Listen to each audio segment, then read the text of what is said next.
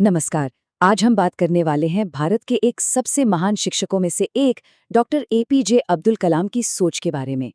देखिए, वो सिर्फ एक राष्ट्रपति या वैज्ञानिक ही नहीं थे, बल्कि उनकी बातें, उनकी सोच आज भी हमें सफलता का एक पक्का रास्ता दिखाती हैं। तो चलिए शुरू करते हैं डॉक्टर कलाम के सबसे दमदार विचारों में से एक के साथ।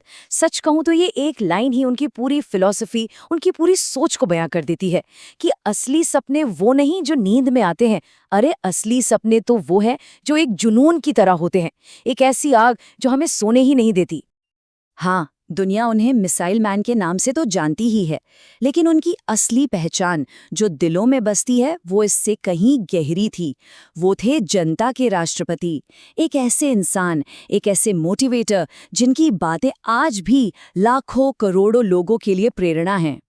उनका पूरा नाम था अवुल पकीर जैनुलाब्दीन अब्दुल कलाम। वो भारत के 11वें राष्ट्रपति बने और एक जाने माने एरोस्पेस साइंटिस्ट भी थे। पर ये सब तो आप कह सकते हैं किताबी बातें हैं। उनका असली जादू, उनका असली प्रभाव तो उनके विचारों में था।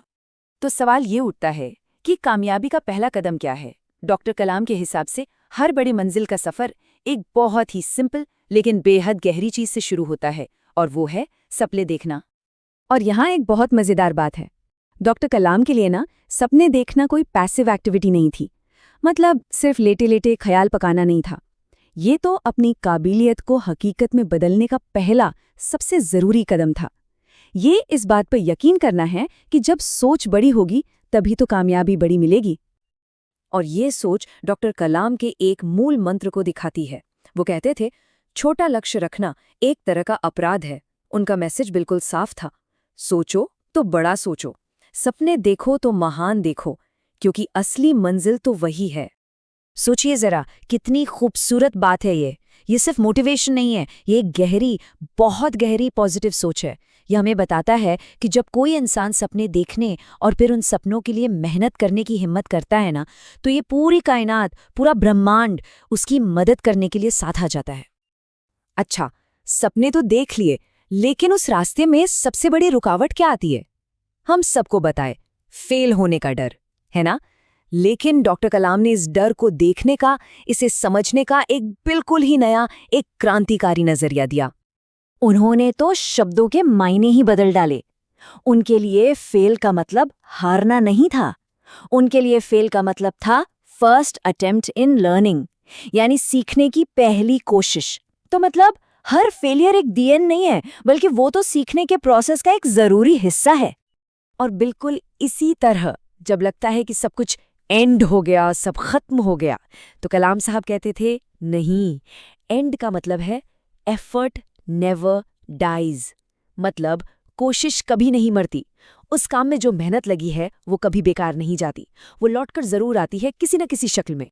और आखिर में जब कोई हमें नो बोलता है, कोई दरवाज़ा बंद होता है, तो वो भी अंत नहीं है। वो तो एक इशारा है कि नेक्स्ट अपॉर्चुनिटी, यानी अगला मौका इंतजार कर रहा है। ये एक बंद दरवाजा नहीं, बल्कि एक नए रास्ते का साइन बोर्ड है। ये बात विनम्रता और लगातार लगे रहने का एक बहुत बड़ा सबक है। मतलब एक बार कामयाबी मिल गई तो बस आराम से बैठना नहीं है। असली चैलेंज तो उस कामयाबी को बनाए रखने का है, और ये साबित करने का है कि पहली जीत सिर्फ तुक्का नहीं थी, वो असली मेहनत का नतीजा थी। तो ठीक है, माइंडसेट तो अब सही हो गया।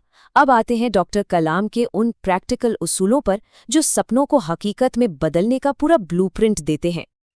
देखिए, डॉक्टर कलाम ने कामयाबी के 4 पिलर्स बताए। पहला, एक बड़ा लक्ष्य। दूसरा, लगातार सीखते रहना, ज्ञान हासिल करना। तीसरा, कड़ी मेहनत। और चौथा, दृढ़ता, मतलब परसिवियरेंस, हार न मानने का जज्बा। ये उनका सिंपल सा, सीधा सा फॉर्मूला था जिंदगी में कुछ भी बड़ा हासिल करने के लिए। कड़ी मेहनत वाली बात को ये लाइन कितनी खूबसूरती से समझाती है ना, कि कामयाबी की जो चमक होती है वो त्याग और जबरदस्त मेहनत की आग में तप कर ही निकलती है। चमकना है तो पहले जलना पड़ेगा।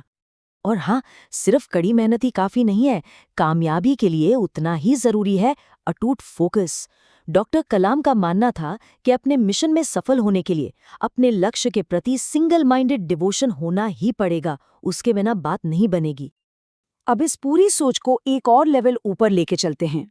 डॉक्टर कलाम के लिए पर्सनल सक्सेस ही सब कुछ नहीं थी। उनके लिए हर व्यक्तिगत कामयाबी का असली मकसद देश की सेवा से जुड़ा था। उनका सपना सिर्फ अपनी या किसी एक इंसान की कामयाबी तक नहीं था। नहीं, उनका विजन बहुत बड़ा था। वो भारत को एक डेवलप्ड, खुशहाल और सेहतमंद देश के रूप में देखना चाहते थे। एक ऐसा देश जिसकी बुनियाद मजबूत संस्कारों और वैल्यूज पर टिकी हो। वो मानते थे कि एक खूबसूरत, भ्रष्टाचार से मुक्त देश सिर्फ सरकारें नहीं बना सकती। इसकी नींव तो घर और स्कूल में रखी जाती है, समाज के 3 सबसे अहम लोगों द्वारा: पिता, माता और गुरु। ये लाइन उनकी सेवा वाली फिलॉसफी का निचोड़ है। ये हमारी आज की जिम्मेदारी को हमारे आने वाले कल से जोड़ती है कि अगर हम आज थोड़ा त्याग करें तो हमारी आने वाली पीढ़ियों का भविष्य बेहतर हो सकता है। तो चलिए इस पूरी बातचीत को एक सवाल के साथ खत्म करते हैं। डॉक्टर कलाम का मानना था कि कामयाबी का असली मजा, उसकी मिठास तभी आती है जब रास्ते में मुश्किलें आई हों। तो एक सवाल अपने आप से पूछने वाला है कि क्या हम मुश्किलों को कामयाबी के इस मीठे फल का एक जरूरी हिस्सा मानने के लिए तैयार हैं?